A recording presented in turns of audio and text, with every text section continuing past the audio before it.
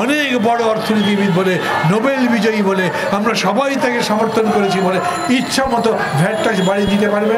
কোন যুক্তিতে আপনি টিসিবির ট্রাকের এই পণ্য বিতরণ বন্ধ করে দিতেন? বৈষম্যহীন দেশ হওয়ার মতো একটা কোনো পদক্ষেপ গ্রহণ করেছেন? আমাকে যেহেতু বিদেশে ফোন করে ডেকে এনে তারপরে সরকার গঠন করবার জন্য বলা হয়েছে, আমাকে ছাড়া তোমরা তো চলতে পারবে না। তার সম্পর্কে জানতে চাইলে, তার কোনো পদক্ষেপ সম্পর্কে জানতে চাইলে ইনি কোনো কথা বলেন না। নোবেল প্রাইজ পেয়েছেন মানে ম্যাক্রো লেভেলে বড় কাজ করে নোবেল প্রাইজ পেয়েছেন তা তো না।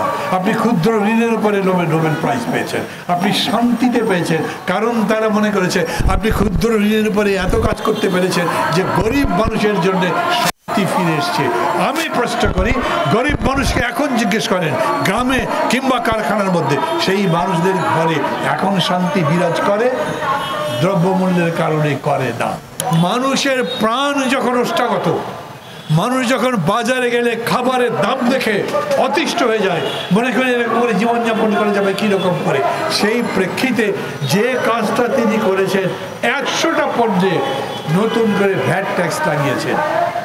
যেদিন পত্রিকায় নিউজটা ছাপা হয়েছে, পত্রিকাগুলো বলেছে যে সমস্ত জিনিসের দাম বাড়বে, এটা থেকে রক্ষা করা যাবে না।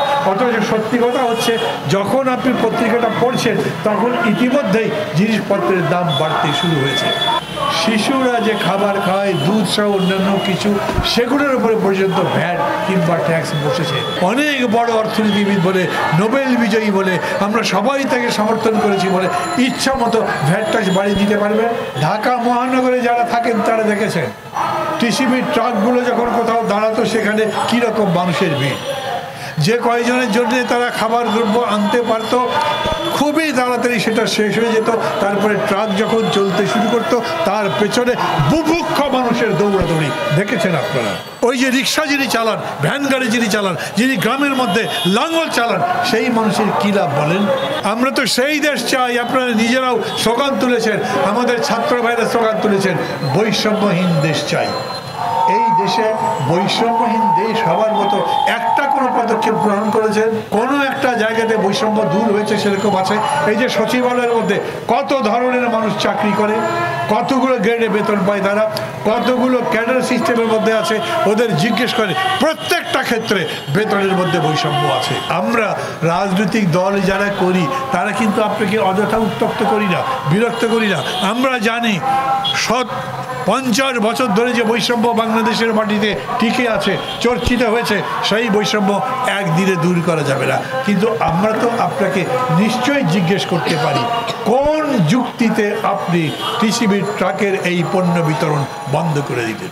1 কোটি পরিবারকে যদি আপনি কার্ড দিয়ে থাকেন, তার মধ্যে 44 লক্ষ কার্ড কোন যুক্তিতে আপনি বন্ধ করে দিয়েছেন? এরকম একটা সরকার, এরা মনে করে যে জনগণ তো ঠেকায় পড়েছে, যেহেতু অন্য কোনো সরকার করা যায়নি, আমাকে যেহেতু বিদেশে ফোন করে ডেকে এনে তারপরে সরকার গঠন করবার জন্য বলা হয়েছে, আমাকে ছাড়া তোমরা তো চলতে পারবে না। তাতে তার কোনো জবাবদিহিতা নাই। তাকে প্রশ্ন করলে উনি কথা বলেন না, তার সম্পর্কে জানতে চাইলে, তার কোনো পদক্ষেপ সম্পর্কে জানতে চাইলে ইনি কোনো কথা বলেন না। আমি আবারও বলি, এই জায়গায় সংস্কারের সঙ্গে কোনো সমস্যা হয়নি। আপনি চালের দাম কমাবেন, তাই বলে সংস্কার যেটা করতে চান সেই পথে পদক্ষেপ নেওয়ার কোনো বাধা নাই। আপনার কোনোই প্রয়োজন ছিল না সংস্কারের কাজ তাড়াতাড়ি সম্পন্ন করবার জন্য। আপনি যে পরিবারগুলোর কার্ড বন্ধ করে দিলেন, এটার কোনো দরকার ছিল না।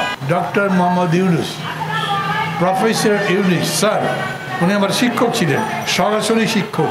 আমি তাকে বলি, আপনি যে শিক্ষা দিয়েছেন অর্থনীতিতে আমাকে, আপনার ছাত্রদেরকে, সেটা এই কথা বলে না যে আপনি গরিব মানুষের উপরে ট্যাক্স বসাবেন, ওদের উপরে ওদের কথা মতো, আর এদিক দিয়ে জনগণকে ভোট দেবার কথা যতই তারা জিজ্ঞেস করে আপনি চুপ করে বসে থাকবেন।